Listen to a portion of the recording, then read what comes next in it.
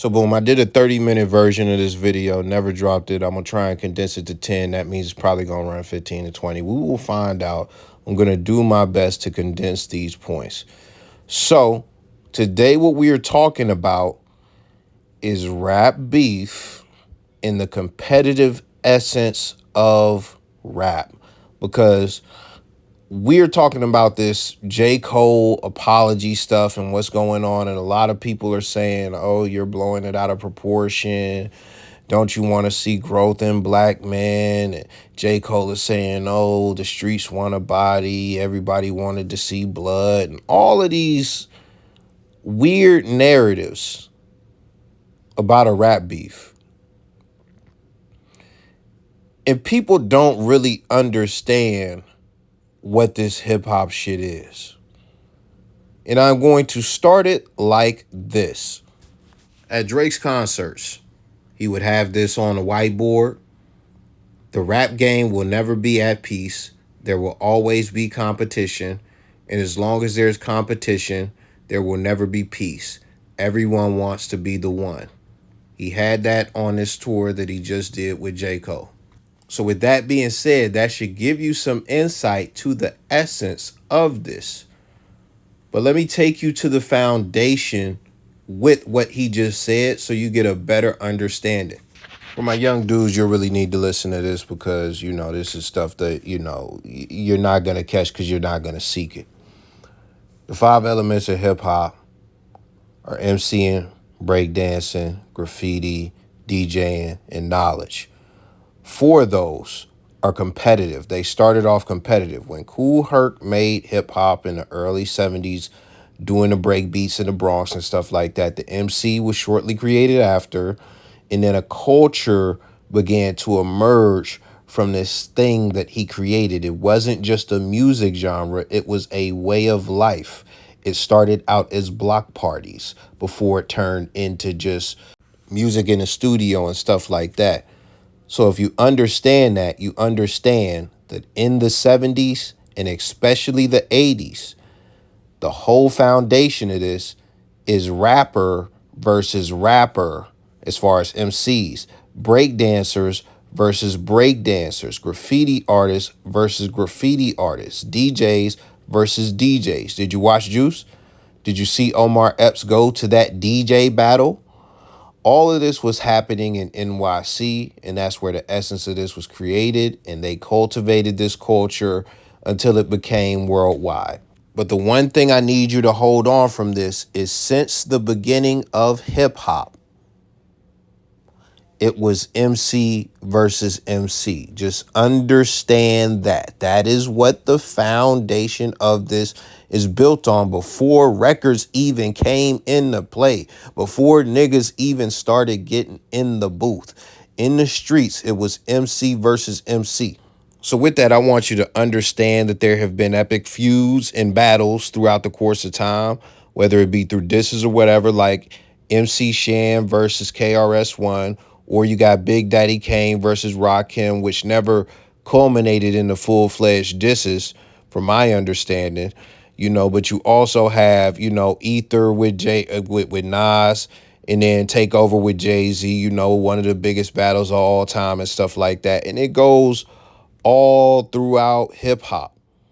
Now, the one thing I want you to note about all of those is that I just named a bunch of East Coast, beefs and things like that as far as East Coast battles.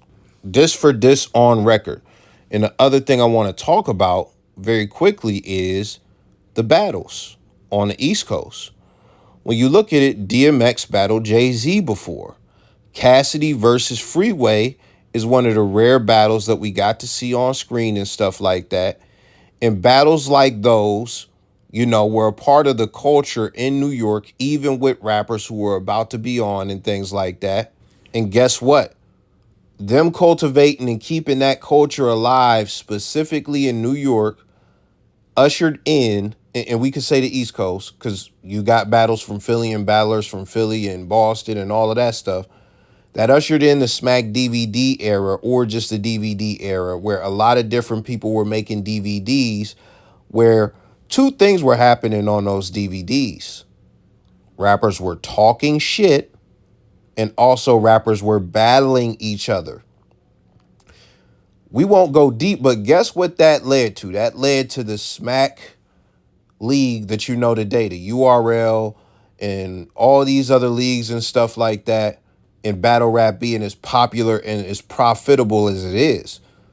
That comes from the essence and the roots of hip hop culture as far as And what I want to where say this very started. quickly before we move on, there's no other genre where more bragging goes on than hip hop. And guess what one of the main brags are? Nowadays, people say they're the GOAT. A lot of people call themselves the GOAT, but that you're better than the other rapper. That's the main one. You're better than other rappers, that you're the best rapper, you're flyer than these other rappers, just all types of stuff. You rap better than them. That's just what the essence of this shit always was, and it still is to this day. So, being that we're talking about the essence, we have to talk about the West Coast. Now, everything that I laid out just now, that was on the East Coast. That was on the East Coast. The East Coast really cultivated that culture. Now, you have to think back in the 80s, you have to be in New York to really experience that, to really smell that, to really know that, and to really be a part of that culture. Now, the culture has influenced people all around the world to rap. It went all the way to the complete other side of the country, and they began to do it as well. Now, something got created out there, gangster rap. I could be wrong, but Ice-T was the first gangster rapper. You know, from what's been said and what's been documented, that's the general consensus. NWA popularized gangster rap in the late 80s, and it became mainstream to some degree because of them. Eazy-E was one of the gangster rappers, and I'm going to quote a few lines. I'm not going to quote them verbatim, but there's a song, Easier Said Than Done. You can go and look it up. It's somewhere in the second verse. He says something along the lines of, "You want a battle rap? What is that? Yo, Ren, give me the gat." And then, he pretty much does some stuff where he's shooting, the rapper who tried to battle rap him. He's trying to convey a message that he's not with the battle rapping. Now, in the other verse, I have these bars down a lot better because they stuck with me over the years. This is not a verbatim quote. He says something along the lines of, "Heard you want to battle. What is that? You want to battle me, then you better be strapped. Because where I come from, it ain't about all that playing." Now, that's what I'm saying. Now, in the video, they press a dude who looks like an MC with the big hair and bone around his neck, a New York MC. And then you got this other guy with a clock around his neck that look like Flavor Flav and stuff like that. If you're not aware, Public Enemy, Flavor Flav, and Chuck D, rapper and hype man and stuff like that. So they look like that, and they end up shooting them in the video and stuff like that because they tried to battle rap and stuff. So the impression that you get from that is that they are not really into the battle rap culture, specifically as far as gangster rap. Now, Almighty Suspect is a rapper on No Jumper. His dad, I don't know what era he came up in. He could have came up in the 90s. He could have came up in the 2000s. I don't know. But his dad is supposedly an underground, rap legend, and he battle rapped out there and stuff like that. So that culture, and he's a Crip. So that culture does exist out there. And there were some gangsters battle rapping and stuff like that as well. But when it comes to gangster rap in general, that's not really what it was back then.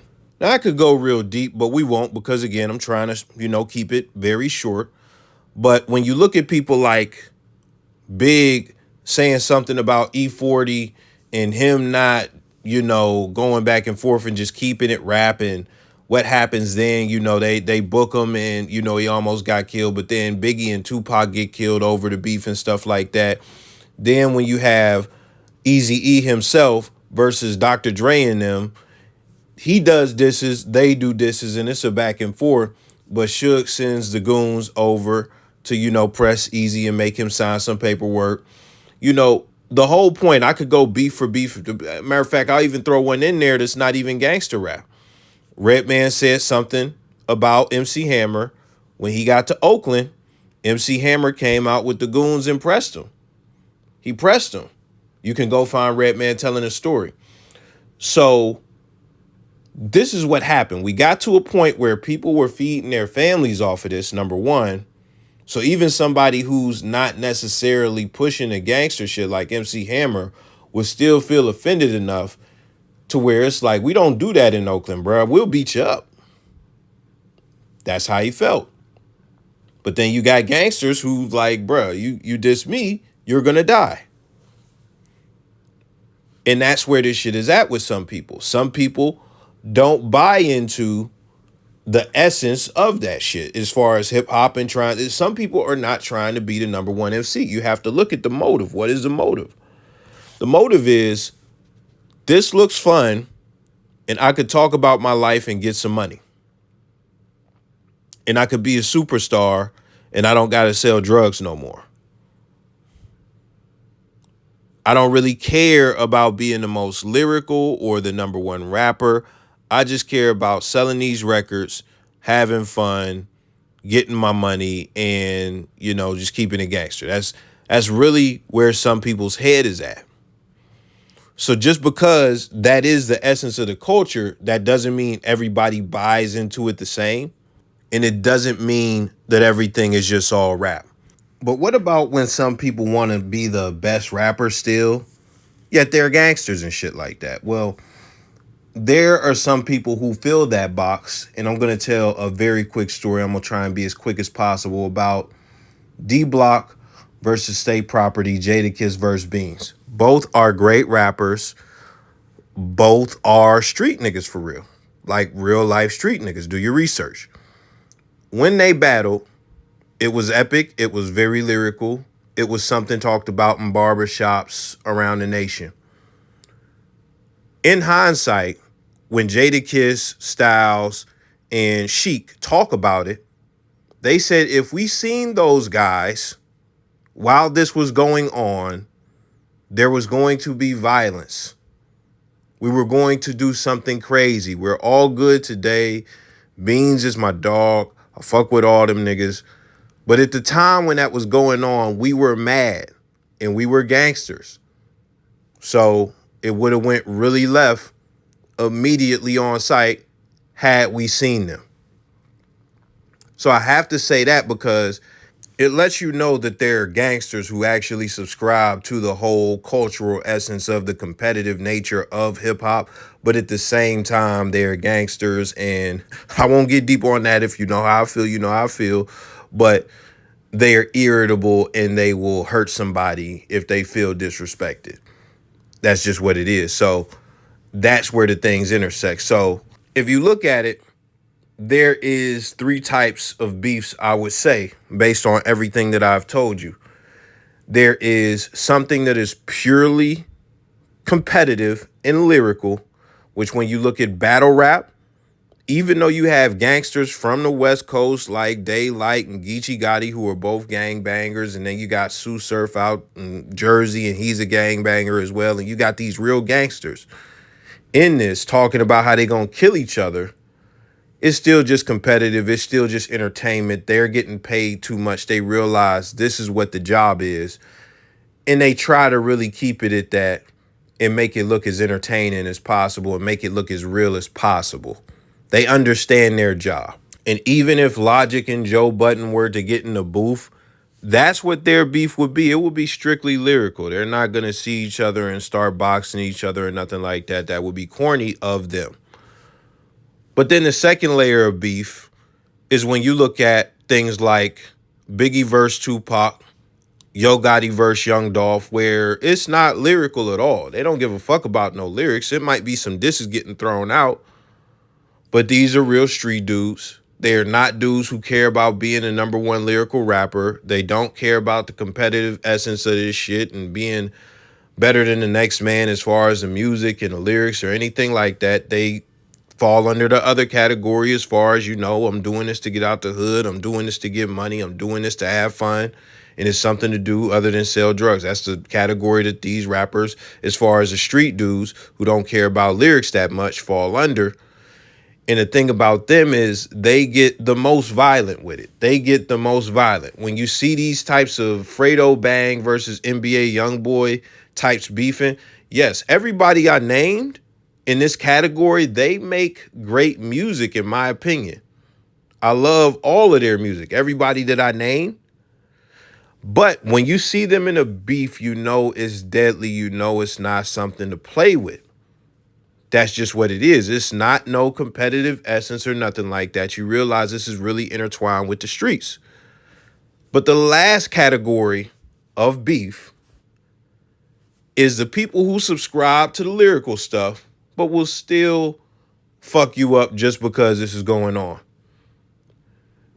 Jim Jones versus Pusha T is one of those things where he has threatened Pusha T and said, if we see him, you know what it is, all that stuff. But also you have Freddie Gibbs versus Benny the Butcher. Hasn't been much dissing going on as far as the records and stuff like that. But they're two rappers and they're two lyrical rappers, so you would think it would come out in the records, but no. People in Buffalo beat up Freddie Gibbs over the disrespect. So those are the three categories. Now, I'm just going to end it here, and I'm going to ask you a question. And I'll answer it as well, very briefly, my interpretation. When you look at J. Cole versus Kendrick, what category of beef do you think that falls under? When you look at J. Cole versus Kendrick, what category of beef do you think that falls under? My opinion, I think that the Drake versus Kendrick beef falls under the third category where we're doing this on some competitive shit, but at the same time, I don't like you, and if our people run into each other, we might smash each other. And why is that energy there? Because Kendrick, you know Kendrick's affiliations and how people rock for him in Cali, but also when it comes to OVO, it's been a lot of wolfing from the goons and stuff like that. When it comes to Kendrick and Cole, you don't look at them as those type of rappers, and you don't think that Kendrick was sick to goons on J. Cole, and you wouldn't think that J. Cole's entourage or anything would be on anything crazy. You would think that would stay strictly lyrical. Now, it does run the risk of becoming the third type of category instead of the first, which is strictly competitive. So with that, there's always that there. But that's just my interpretation of everything. Y'all let me know what you think as far as those two beefs that I mentioned, Kendrick versus Drake and Drake versus J. Cole versus Kendrick. What category of beef those fall under? Do they fall under strictly competitive and lyrical? Or do they fall under strictly violent? Or do they fall under competitive but possibly could get violent? You let me know your thoughts, and also let me know what you thought about the video. Be sure to put a like on it. Be sure to comment all that good stuff. And also be sure to subscribe. I'll catch y'all later.